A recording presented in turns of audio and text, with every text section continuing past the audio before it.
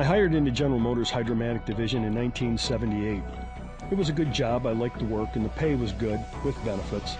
But soon after, the auto industry started having problems. Hiring stopped, and gradually the plant started downsizing and closing. So I'd like to direct my question to Mr. Perot. What will you do as president to open foreign markets to fair competition from American business and to stop unfair competition here at home from foreign countries so that we can bring jobs back to the United States? That's right at the top of my agenda. We've shipped millions of jobs overseas, and we have a strange situation because we have a process in Washington where after you've served for a while, you cash in, become a foreign lobbyist, make $30,000 a month. We have got to stop sending jobs overseas. To those of you in the audience who are business people, pretty simple. If you're paying $12, $13, $14 an hour for factory workers, and you can move your factory south of the border, pay $1 an hour for labor, hire a young 25, let's assume you've been in business for a long time, you've got a mature workforce. Pay $1 an hour for your labor, have no health care, that's the most expensive single element making a car, have no environmental controls, no pollution controls, and no retirement, and you don't care about anything but making money, there will be a giant sucking sound going south.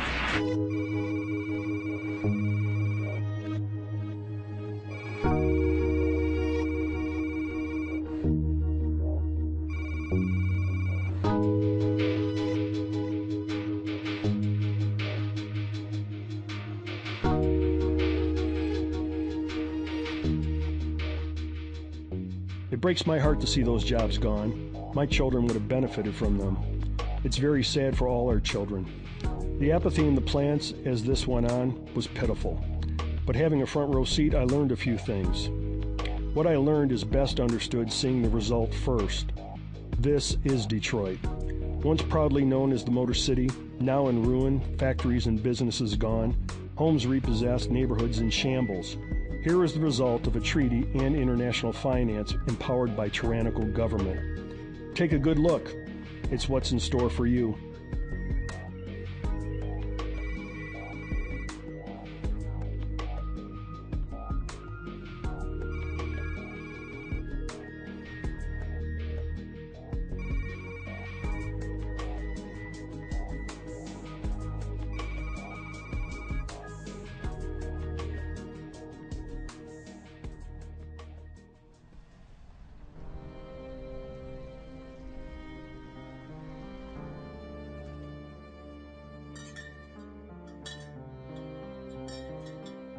Something is wrong with our country when those who seek truth and justice are seen as a threat.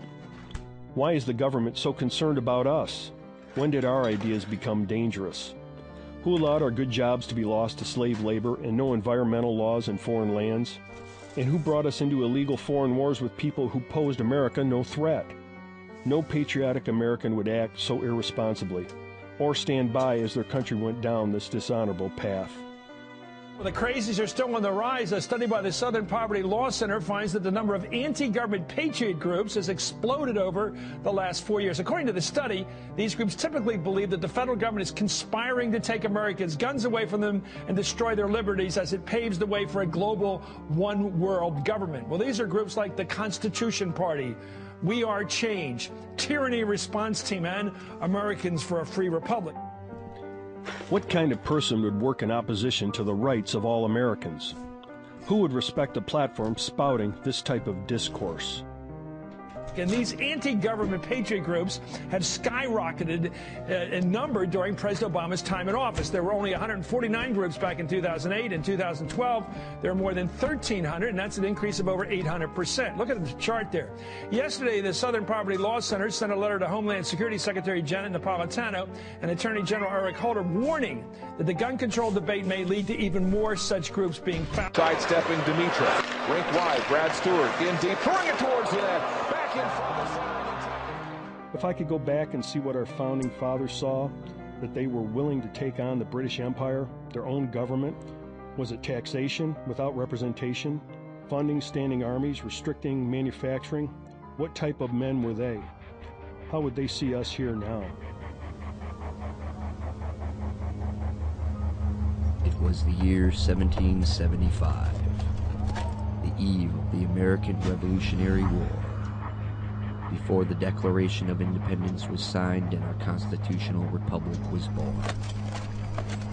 It was a time of great turmoil and strife, when we were about to stand against an impossible enemy. Despite all odds, in the end we were victorious, and the prize was freedom. Personal liberty would spark the growth of wealth that has never been seen the world over. On a new continent with true opportunity for an independent man to live, God willing, following his own natural instincts. And for a time, it was good.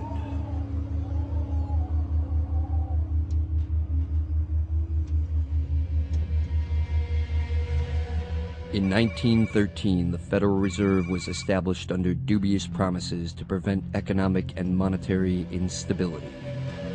Armed with seemingly endless finances, the size and scope of government began to rise at an exponential rate.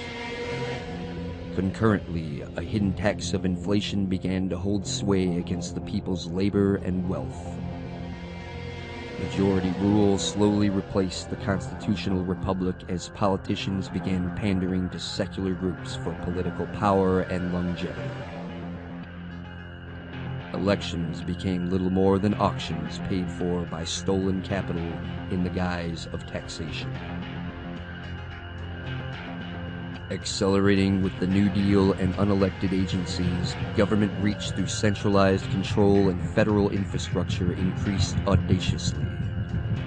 Recent examples include the Patriot Act, drug and gun control, as well as the NDAA, bringing government into a new expanse where it now threatens the very liberties it was established to protect. As most recognized that something was wrong, far fewer were able to define exactly what it was. Sensible common law became a myriad of prohibitions, regulations, restrictions, and subsidizations that no one could ever comprehend honestly enough to comply with. An Orwellian control grid coalesced over the masses, turning seemingly harmless actions into heinous crimes with stiff penalties, leaving a paranoid public in fear of an ever more predatory state. While the looting began to reach its limits, a new scheme was contrived by some to keep the citizenry in the lap of luxury. Targeting the wealth and resources abroad under the pretext of spreading democracy, war became the health of the state. As the campaigns of plunder became more numerous, the propaganda to support them steadily increased. Returning veterans who had once believed that they were fighting in defense of our freedoms now found themselves alienated from a misinformed public, mesmerized by the bread and circus of mainstream media. The cognitive dissonance of their horrific experiences led to suicide being the leading cause of death for those in the service.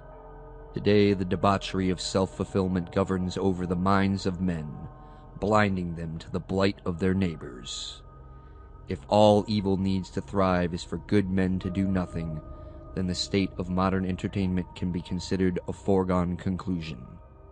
Unaware of international affairs and ignorant of their accord and relationship with one's own personal disposition, the populace degenerates, seeking progressively more self-gratification, concealing this ever-increasing foreboding sense of apprehension and dread.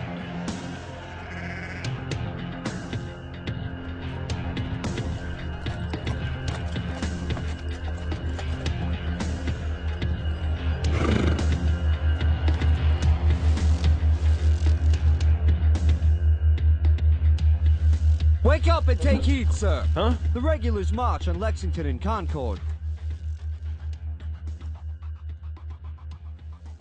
I speak to you, sir. You're talking to me? Indeed, sir. The TV's talking to me.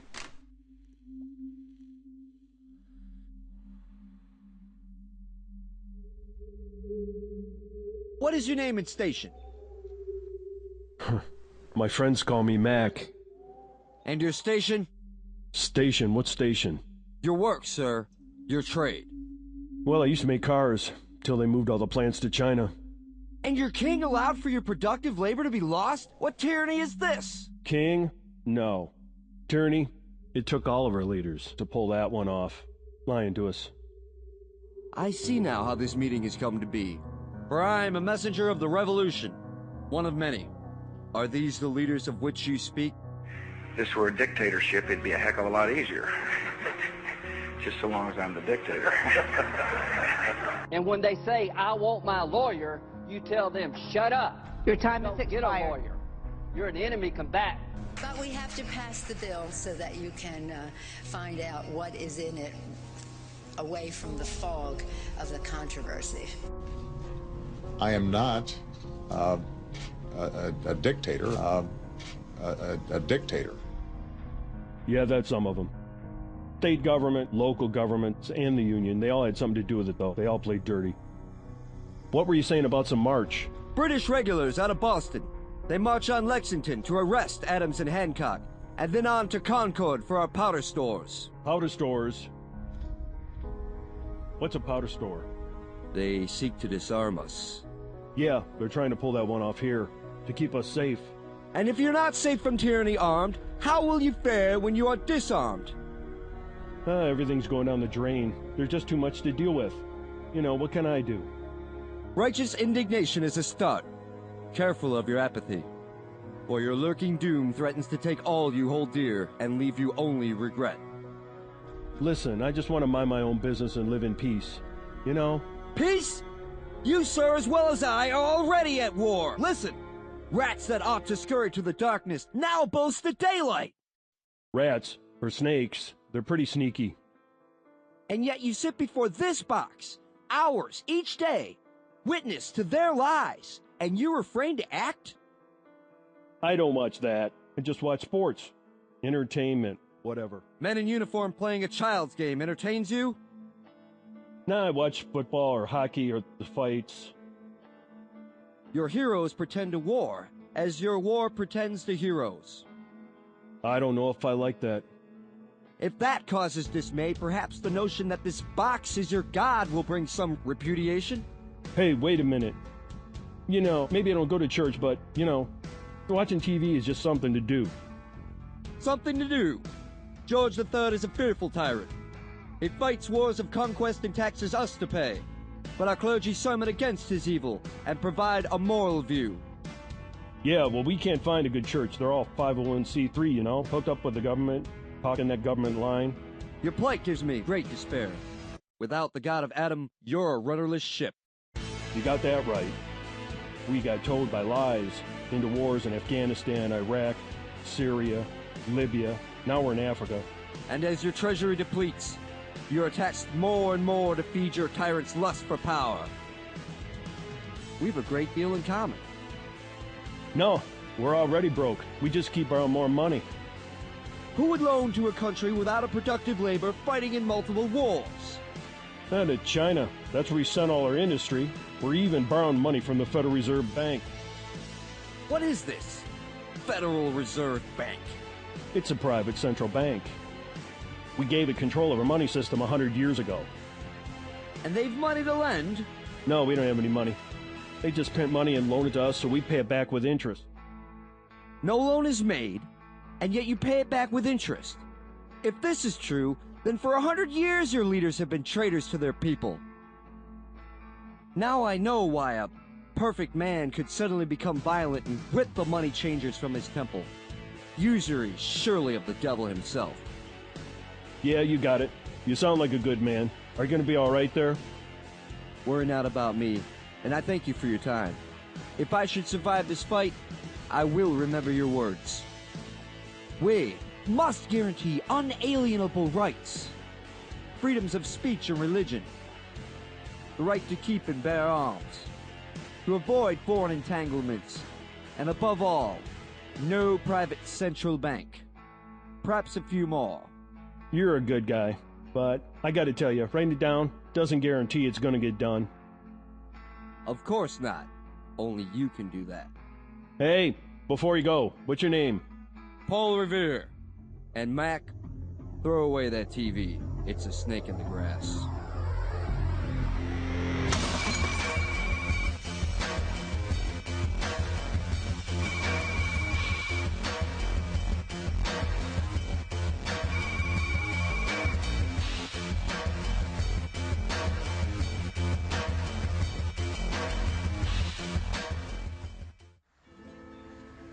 When the treason of a few senators passed the Federal Reserve Act during Christmas break 1913, the funding for an imperial America was born.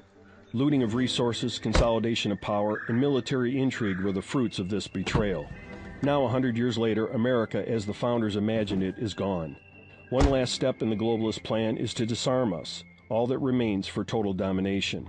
A once free people accepting slavery, victimhood, is not in my plans. The Second Amendment doesn't guarantee the right to have and bear arms. It's a birthright of all free people under our Creator. The Second Amendment guarantees the federal government has no say in the matter. So much for the Constitution and people who swore an oath to uphold and defend it. Each one of us will be called to account. Will we live free or on our knees?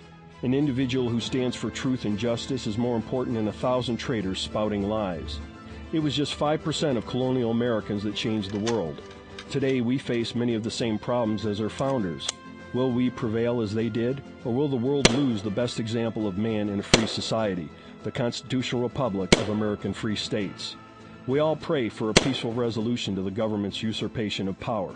And it is possible. For our children, for mankind, for the love of our Creator, grant us the strength. God bless America.